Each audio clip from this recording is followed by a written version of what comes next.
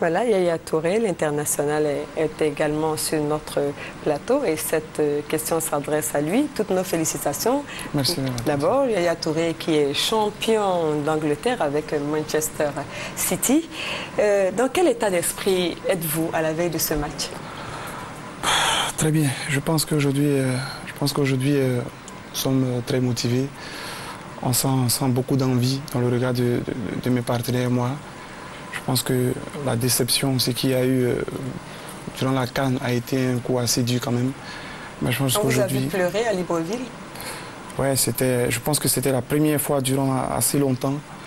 Parce que je pense que j'avais cette envie-là de donner cette joie à mon peuple. Parce que bon, c'est vrai qu'en Europe, c'est vrai que dans notre club, on donne assez de joie aux dirigeants, aux supporters. Mais je pense que si je peux arriver à gagner quelque chose pour mon pays, spécialement pour ces supporters, pour ces gens qui nous aiment énormément, ça va être, je pense que ça va être quelque chose d'immense. Oui, non, on ne veut pas remuer le couteau dans la plaie, mais qu'est-ce qui n'a pas marché à la CAN? Bon, je pense qu'aujourd'hui, il faut savoir qu'on avait l'équipe, on avait tout pour remporter cette CAN. Mais je pense qu'encore une fois, c'est la chance qui n'a pas primé. Je pense qu'aujourd'hui, nous sommes conscients, on a des joueurs de haut niveau, de grande qualité, si je veux dire.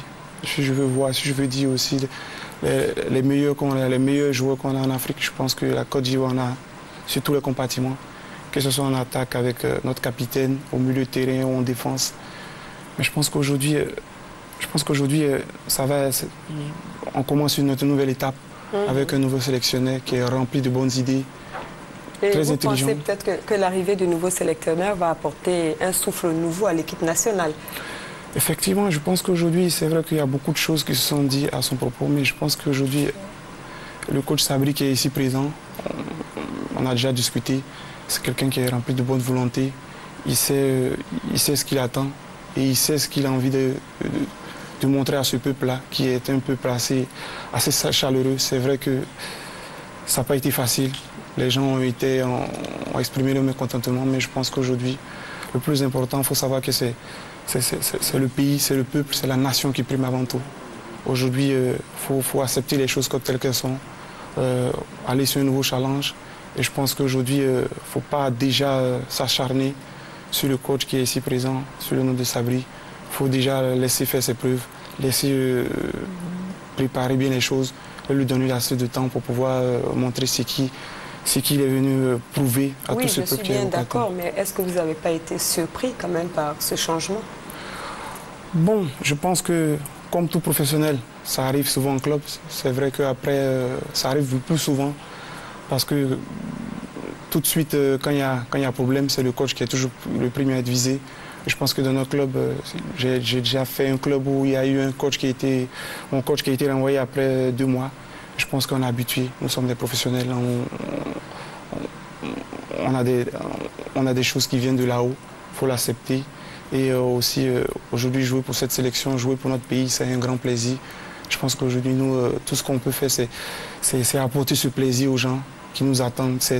Mais je pense qu'aujourd'hui, il faut être assez clément avec le coach, essayer de comprendre, c'est vrai que ça n'a pas été évident. Il y a beaucoup d'opinions qui ont saigné un peu partout. Mais je pense qu'aujourd'hui, faut pas être assez dur, ni assez amer. Je pense qu'aujourd'hui, on a un coach qui est rempli de très très bonnes idées, qui a une bonne perception du football. Il faut lui faire confiance, c'est ça. Et voilà, il faut lui faire confiance et le laisser travailler tranquillement.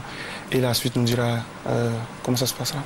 Voilà, vous avez été un bon avocat de votre nouveau coach. Mais nous vous souhaitons bonne chance pour demain. Si vous avez un dernier mot, chacun. Les Ivoiriens vous regardent. Bon, moi, particulièrement, je pense qu'aujourd'hui, si nous sommes là, si nous effectuons tous le déplacement pour être là, même pour des joueurs qui sont disponibles ou indisponibles, je pense que c'est pour notre peuple. C'est vrai qu'aujourd'hui, on évolue en Europe, ça fait plusieurs années. On est souvent côtoyé, souvent touché par les Européens, mais je pense que c'est cette chaleur-là, cette ferveur qui nous gagne à chaque fois qu'on vient dans notre pays, jouer sur notre terrain, jouer pour nos frères qui nous aiment tant. C'est immense et je leur demande qu'ils soient tous présents le samedi parce qu'on aura besoin. Parce que la Tanzanie, c'est vrai, sur papier, c'est pas comme on le dit, une grosse machine. Mais il peut nous créer beaucoup de problèmes et je pense qu'avec tous nos supporters ici présents qui sont présents ce samedi, je leur demande tous de venir parce que ce sera très important. Je leur demande de tous sortir. Voilà, merci beaucoup. Monsieur Sabri, un dernier mot à l'endroit des Ivoiriens qui vous regardent, qui sont suspendus à vos lèvres. C'est gentil. Moi, je dirais tout simplement que moi, j'ai confiance en mes joueurs. Si le peuple ivoirien croit et a confiance en ses joueurs comme je le crois, comme je le pense, il faut qu'ils viennent nombreux parce que les joueurs ont besoin d'eux. Voilà, bonne chance à vous deux. Merci.